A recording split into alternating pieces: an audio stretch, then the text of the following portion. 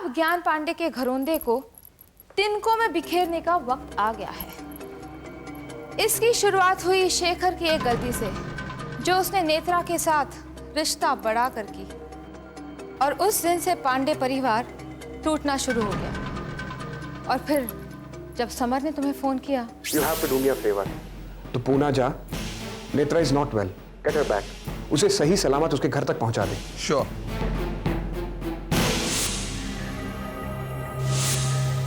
Hello, इस वक्त नेत्रा शेखर के पूना वाले घर में अकेली है, उसे उठा लो। चल हमारे साथ, चल पूना ना, चल। और फिर सबूत मिटाने के लिए हमने खुद अपने आदमियों को मार डाला।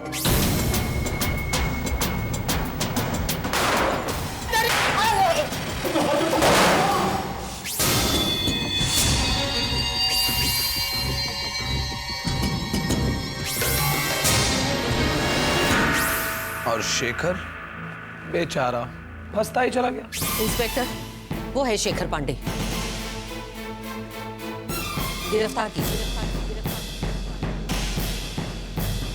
और फिर ज्ञान पांडे की फैक्ट्रीज में एक के बाद एक धमाके, उसकी तो कमर ही टूट गई। बेटा, खबर बहुत बुरी है। हमारे पुणे और अहमदाबाद के कारखानों में ब्लास्ट हुआ। मानस, जिस तरह से ज्ञान पांडे ने मुझे जलील किया था, उसके बदले में उसके साथ जो कुछ भी किया जाए वो कम है। एक औरत के लिए सबसे बड़ा अपमान होता है उसके चरित्र पर लांछन। कैसे भूल सकती हूँ मैं वो जिल्लत?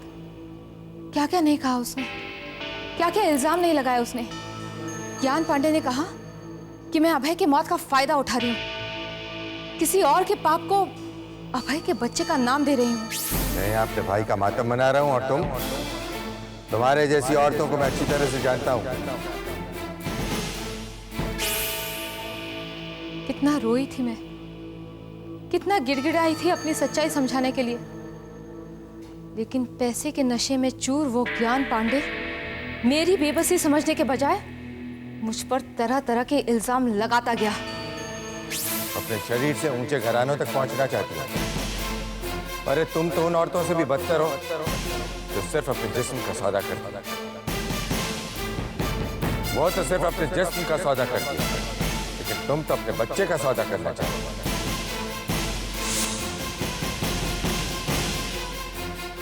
किसी और के पाप को पांडे परिवार का नाम देना चाहती हो?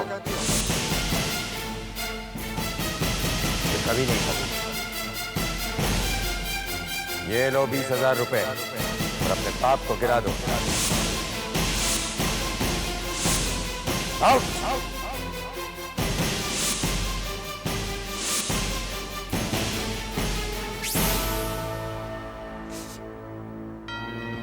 मॉम प्लीज, मॉम संभालो अपने आप को प्लीज। मैं कुछ नहीं भूली हूँ ज्ञान पांडे,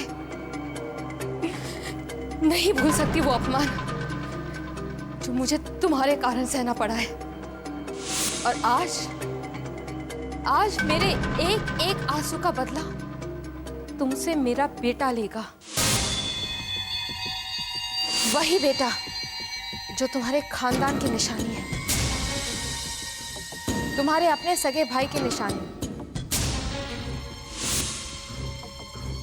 ये तो सिर्फ शुरुआत है ज्ञान पांडे, देखते जाओ मैं कैसे तुम्हें खून के आंसू रुलाती हूं। आज तक हमारा दुश्मन सिर्फ हमें पैसों का नुकसान पहुंचाता था, लेकिन आज उसने मेरे सीने पर वार किया है। ये मैं बिल्कुल बर्दाश्त नहीं करूंगा। सब अपनी तरफ से पूरी कोशिश कर रहे हैं, भगवान ने चाहा तो जल्दी ही कोई सुराग भी मिल जाएगा। आप प्लीज शांत हो जाइए। मैं तब तक शांति से नहीं बैठूंगा जब तक कातिलों का पता नहीं लगा लेता हूं। मेरी आंखों से तब तक एक भी आंसू नहीं गिरेगा जब तक उन जालिमों का पता लगाकर उन्हें अपने हाथों से मैं सजा नहीं दे देता।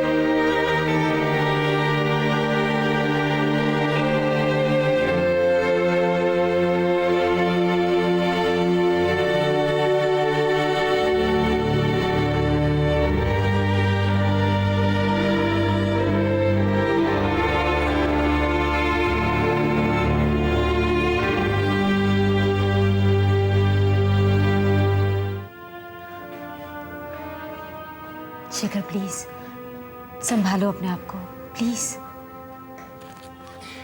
कैसे संभालूं अपने आप को? जिसे संभालना चाहिए था उसे तो मैं संभाल नहीं पाया, नहीं संभाल पाया अपने बच्चे को। शेखर, नेत्रा, और इस सब का दोषी जिया मुझे मानती है। मैं जिया का गुनहगार हूं, उसे मैं उसका बच्चा नहीं दे पाया, नहीं बचा पाया अपने बच्चे को, नहीं बचा पाया अपने बच्चे को। और जिया को लगता है कि मैं अपने बच्चे का कातिल हूं। मैं अपने बच्चे का कातिल हो सकता हूं नेत्रा? मैं अपने बच्चे को मार सकता हूं? कैसे यकीन दिलाऊं मैं जिया को? वो बच्चा मेरा भी तो था। शेखर प्लीज, मैं समझाऊंगी जिया को, तुम प्लीज। नेत्रा,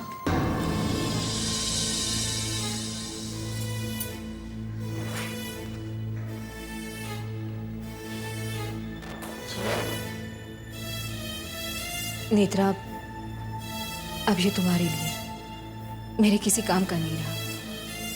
जिसके लिए आया था, जब वही इस दुनिया में नहीं रहा तो अब मुझे इसकी कोई जरूरत नहीं है। जिया, भगवान ने चाहा तो तुम एक बार फिर से माफ। नहीं, मैं दोबारा मां नहीं बनना चाहती, नहीं चाहती।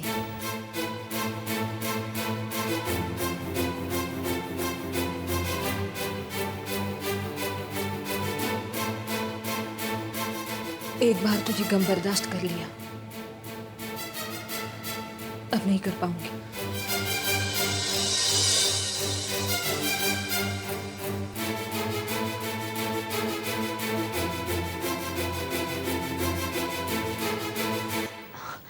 जिया, जिया ट्रस्ट मी, तुम्हारे बच्चे के बारे में मैंने कभी बुरा नहीं सोचा। रहने दो नेत्रा,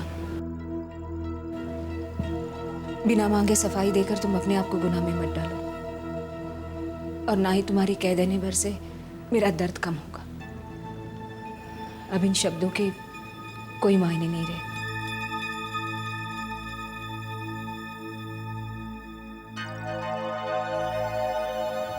जिया,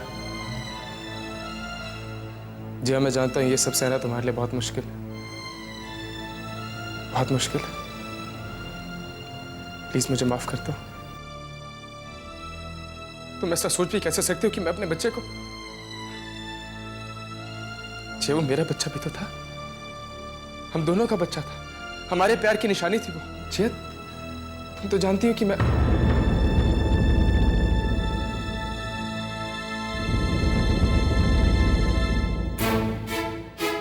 उस औरत के पति से मिलूंगा।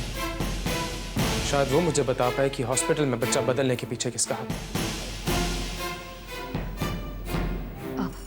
शेखर, मुझे नहीं लगता उसे कुछ पता होगा, वरना वो पहले ही बता देता। नेत्रा, मिलने में हर्ज क्या है? कुछ भी हो, मैं उस आदमी से जरूर मिलूंगा।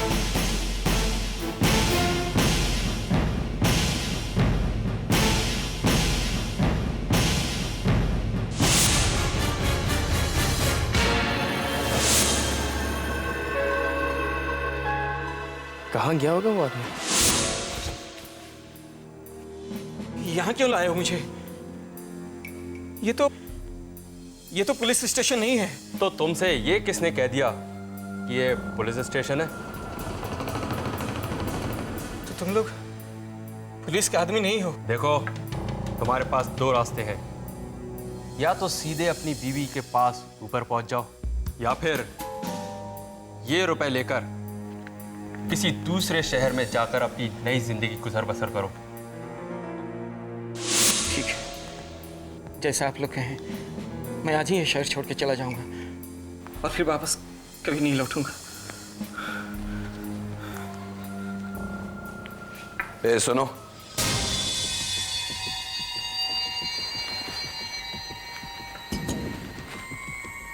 इस आदमी पर कड़ी नजर रखना। जरा सा भी इधर उधर हुआ ना तो समझ गए ना? ठीक है।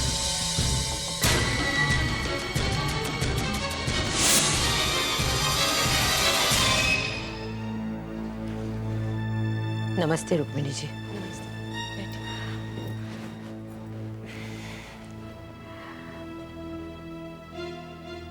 बहुत बुरा लगा सुनकर जो भी हुआ। देखिए, मैं जानती हूँ ये सही वक्त नहीं है, फिर भी मैं आपसे एक रिक्वेस्ट करना चाहती हूँ। जी कहिए। रुक्मिणी जी, मैं नेत्रा के बच्चे की सलामती के लिए एक पूजा रखना चाहती हूँ। देखिए, बुरा मत मानिए, लेकिन जो कुछ भी इस घर के लोगों के साथ हो रहा है, मुझे लगता है जरूर किसी की बुरी नजर का असर है, वरना एक के बाद एक प्रॉब्लम्स। आज जिया के साथ ये हादसा हुआ, कल को कहीं नेत्रा के साथ भी। और देखिए, आज का मुहूर्त भी बहुत अच्छा है, अगर आज ये पूजा हो जाए तो। आज? नहीं नहीं, इस वक्त ये ठीक नहीं है। अभी तो हम जिया के बच्चे का दुख भी सब नहीं कर पाए हैं और आप पूजा की बात कर रही। नमस्कार। वैसे बुरा मत मानिए रुक्मिणी जी, अब एक बच्चे की वजह से दूसरे का अपशगुन करना ये तो बिल्कुल ठीक नहीं है। जिया का बच्चा तो हमने खो दिया है, अब नेत्रा का बच्चा ही तो पांडे खानदान की उम्मीद है। अगर उसे कुछ हो गया तो। कैसी बात कर रही हैं? शुभ शुभ बोलिए। शुभ शुभ बोलने से क्या होगा रुक्मिणी जी, शुभ काम भी तो करना होगा। अगर नेत्रा के बच्चे की सलामती के लिए पूजा कर ली जाए तो उसमें गलत ही क्या है।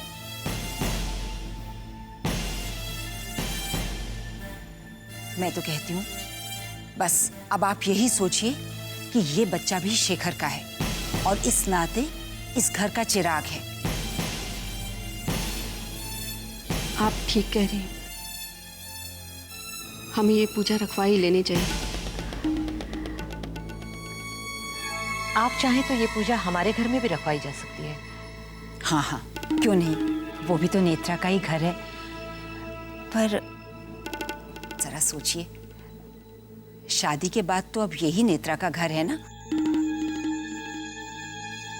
और फिर बच्चा भी यहीं जन्म लेगा, यहीं पलेगा, बड़ा होगा, यही उसका भी घर होगा। तो फिर मेरी समझ में पूजा भी यहीं होनी चाहिए।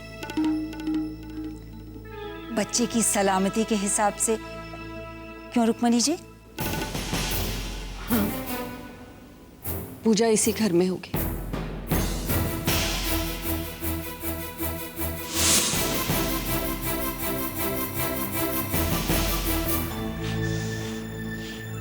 गॉड, कहाँ है ये राकेश? फोन भी नहीं लग रहा उसका। कहीं शेखर को आदमी मिलता नहीं क्या? अगर उसने शेखर को सब कुछ सच बता दिया तो? My God.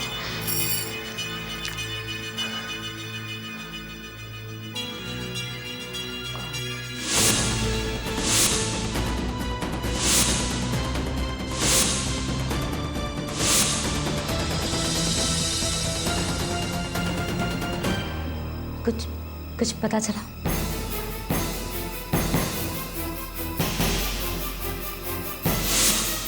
क्या हुआ शेखर? किसका नाम बताया उसने? वो नाम तो तब बताता अगर मैं उससे मिल पाता था। वो नहीं मिला तुम्हें? नहीं मिला।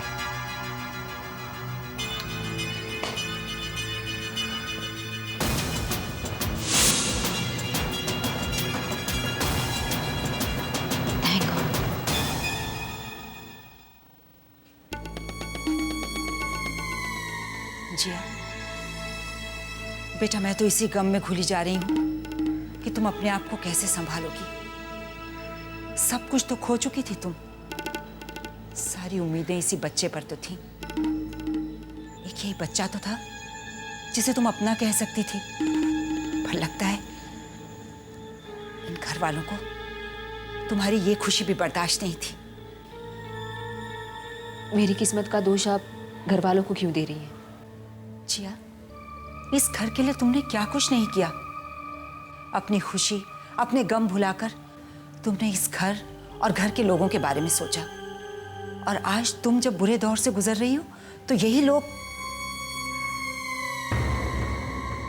जिया, आज तुम्हें घर वालों के प्यार और देखभाल की कितनी जरूरत है, पर प्यार तो दूर, वो तो तुम्हारे बच्चे को अपना भी नहीं मानते थे।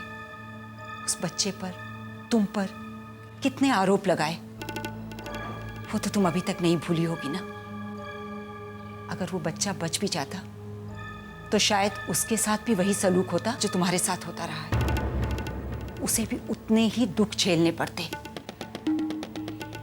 अभिमन्यु की कहानी जानती हो ना? चक्रव्यूह की रचना पता थी उसे। अपनी मां की कोख में ही ये राज सुन लिया था उसने। शायद इसी तरह तुम्हारे बच्चे ने अंदर से इन बाहर वालों की नीयत को जान लिया था। तभी पैदा होते ही उसने चले जाने में ज्यादा समझदारी समझी। वो अपने ही घर में पराया बन के नहीं रहना चाहता था बेटा। ये क्या कह रहे हैं आप? ऐसे वक्त में पूजा? मैं किसी पूजा में नहीं बैठ सकता। शेखर बेटा, नेत्रा के लिए ना सही, पर तुम मेरे लिए तो इस पूजा में आ सकते हो ना शेखर। आंटी आप समझ नहीं रही, इस वक्त मैं किसी भी पूजा में नहीं बैठ सकता, प्लीज। शेखर, इतना सब कुछ हो जाने के बाद भी तुम एक बच्चे को तो खो चुके हो, अब क्या दूसरे को भी खोना चाहते हो? या फिर कहीं ऐसा तो नहीं कि तुम अभी भी इस बच्चे को अपना नहीं समझते? शेखर, रहने दीजिए दादी। जब शेखर इस बच्चे को अपना समझता ही नहीं तो इस पूजा का क्या मतलब रह जाता है? कोई पूजा नहीं होगी। मेरे बच्चे की किस्मत में जो होना है वो तो होकर ही रहेगा। जब इसके पिता इसे अपना नहीं समझते तो इस पूजा का क्या फायदा? कोई पूजा नहीं होगी। शायद इस घर की किस्मत में औलाद का सुख लिखा ही नहीं है। एक को तो न चाहते हुए भी खो दिया, और दूसरा हमारे रिश्ते की जिद की वजह से इस घर में आ पाएगा भी कि नहीं, पता नहीं।